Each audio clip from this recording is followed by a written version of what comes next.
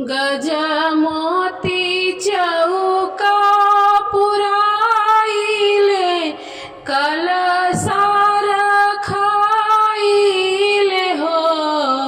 छठी मैया चारों ओरिया दिया ना जराइले, तुह के बोलाइले हो।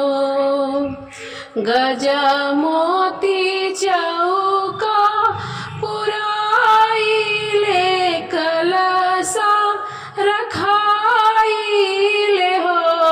छठी मैया चारों ओरिया दिया ना जराइले, तोह के बोलाइले हो। तुह के बोलाइले हो। उखवा के मथवा सटाइले, चांदनी बनाइले, चांदनी बनाइले हो। उखवा के मथवा सटाइले, चांदनी बनाइले हो। छठी मैया उखिया के जड़ फैलाइले, कोसिया भराइले हो। छठी मैया उखिया के जड़ फैलाइले, कोसिया भराइले हो। सुख वाला अचरा फैलाइले, दुखवा सुनाइले, दुखवा सुनाइले हो। सुख वाला अचरा फैलाइले, दुखवा सुनाइले हो। छठी मैया तुहरे पर असरा लगाइले, गीतिया हम गाइले हो। छठी मैया तुहरे पर असरा लगाइला, तुहा के सुगीतिया सुनाइला हो।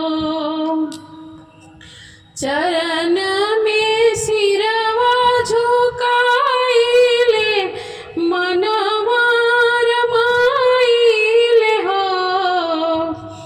चरण में सिरवा झुकाइले, मनवा रमाइले हो।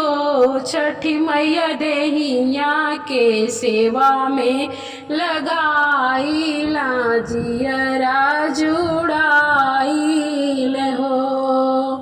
छठी मैया देहिया के सेवा में लगाइले, जियरा जुड़ाइले, जियरा जुड़ाइले हो।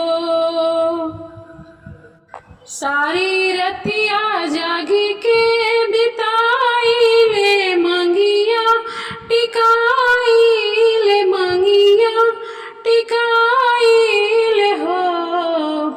सारी रतिया जागी के बिताइले, मंगिया टिकाइले हो। छठी मैया कतनो जाड़ा में थर थराइला, घर में न जाइला हो। छठी मैया के तनो जाड़ा में थर थराइला, घर में न जाइला, घर में न जाइला हो। छठी मैया चारों ओरिया दिया ना जराइला, तोह के बोलाइला, तोह के बोलाइला हो। गज मोती चौका पुराइला, कलशा रखाइला, कलशा रखाइला हो। छठी मैया चारों ओरिया दिया ना जराइला, तुहाँ के बोलाई लहो। छठ छठी मैया चारों ओरियां दियना जल